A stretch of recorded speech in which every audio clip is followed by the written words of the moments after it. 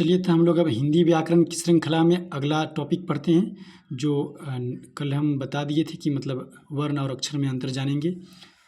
वर्ण का पहले अर्थ समझते हैं, क्या क्या होता है। वर्ण का अर्थ होता है रंग, जाति, वर्ण व्यवस्था, रूप, आकृति, केसर इत्यादि और सारे भी होते हैं। मतलब जैसे उसके अर्थ कई होते हैं, वर्ण का अलग अलग विषयों में अलग अलग अर्थ हो जाते हैं।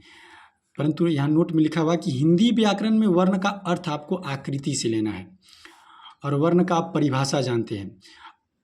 वर्ण का अर्थ क्या क्या हुआ, रंग, जाति, वर्ण व्यवस्था, रूप। नहीं कहता कि उसका रूप कैसा, यानी वर्ण किस रंग का, किस वर्ण का है, यानी उसका रंग भी पूछता है।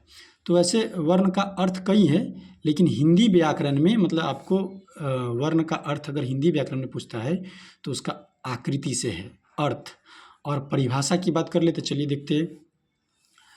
वह मूल ध्वनि, जो सब लोग पढ़े हुए हैं, वह मूल ध्वनि जिसका खंड या टुकड़ा नहीं किया जा सके उसे क्या कहते हैं, तो वर्ण कहते हैं।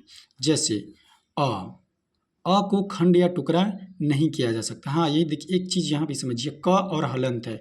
क और हलंत का मतलब हुआ अगर इसमें हलंत नहीं रहता तो इसका मतलब हम उसको क हलंत प्लस अ लिखते, क्योंकि उसमें स्वर की मात्रा लगी हुई है तो उसको हम खंड कर सकते थे। लेकिन हलंत लग जाने के बाद इसका मतलब हुआ इसमें स्वर की मात्रा नहीं है, यानी अब इसको खंड नहीं किया जा सकता, तब यह वर्ण की श्रेणी में आएगा।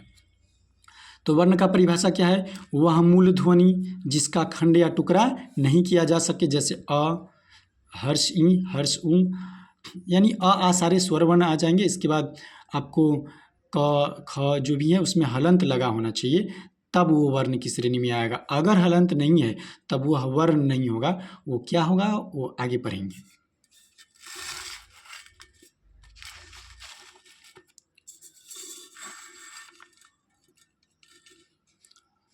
तो अब हम लोग जानेंगे कि हिंदी व्याकरण में कुल वर्णों की संख्या 52 है। हिंदी व्याकरण में कुल वर्णों की संख्या कितनी है, 52 है।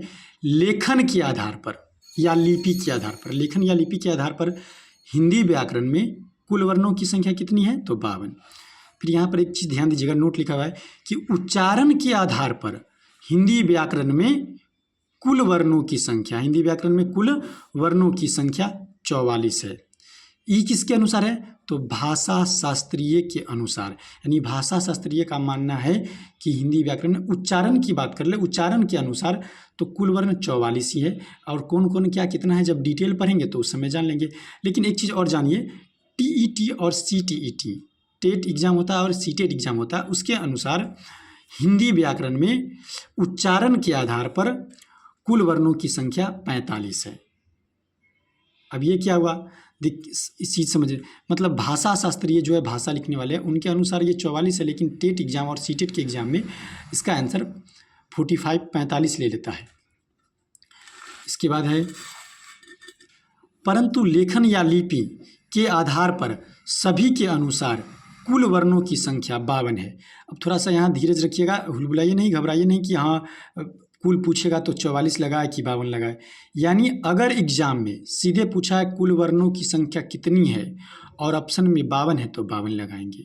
हाँ, अगर ऑप्शन में 52 नहीं है और तब पूछा है कि कुल वर्णों की संख्या कितनी है, तो उस समय ऑप्शन के हिसाब से देख लेंगे कि कौन उचित है। अगर 44 और 45 दोनों है तो उस क्वेश्चन को छोड़ दिया जाता है, या फिर सीटेट के एग्जाम में दोनों को आंसर लिया जाता है, दोनों में से कोई भी बनाए तो सही हो जाता है।